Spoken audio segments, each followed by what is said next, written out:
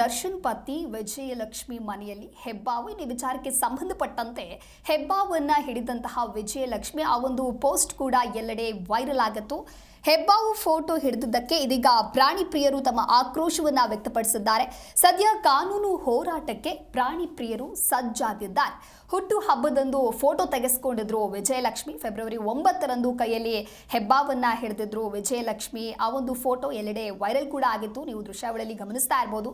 Darshan arrest ವೇಳೆ search ಮಾಡಿದಾಗ ಕೆಲವು ವನ್ಯಜೀವಿಗಳು ಕೂಡ ಪತ್ತೆಯಾಗಿದ್ವು. ಅಂದ್ರೆ ರೇಣುಕಾಸ್ವಾಮಿ ಹತ್ಯೆ ಪ್ರಕರಣಕ್ಕೆ ಸಂಬಂಧಪಟ್ಟಂತೆ ದರ್ಶನ್ ಅನ್ನ ಅರೆಸ್ಟ್ ಮಾಡುವಂತ ಸಂದರ್ಭದಲ್ಲಿ ಇವರ ಮನೆಗೆ ಸರ್ಚ್ ಅನ್ನ ಮಾಡಿದಾಗ ಇವರ ಮನೆಯಲ್ಲಿ ಕೆಲವು ವನ್ಯಜೀವಿಗಳು ಕೂಡ ಪತ್ತೆಯಾಗಿದ್ರು ಅನ್ನೋದಂತೆ ಮಾಹಿತಿ ಕೂಡ ಲಭ್ಯವಾಗಿತ್ತು. ಆದರೆ ಇದೀಗ ನಟ ದರ್ಶನ್ ಪತ್ನಿ ವಿಜಯಲಕ್ಷ್ಮಿ ಮನೆಯಲ್ಲಿ ಹೆಬ್ಬಾವು ಇದ್ದು ಅದರ ಜೊತೆಗೆ ಪೋಸ್ಟ್ ಕೊಟ್ಟಂತಹ ಒಂದು ಪೋಸ್ಟ್ ಈಗ ಎಲ್ಲೆಡೆ ವೈರಲ್ ಆಗ್ತಾ ಇದ್ದು ಸದ್ಯ ಕಾನೂನು ಹೋರಾಟಕ್ಕೆ ಪ್ರಾಣಿ ಪ್ರಿಯರು ಸಜ್ಜಾಗಿದ್ದಾರೆ.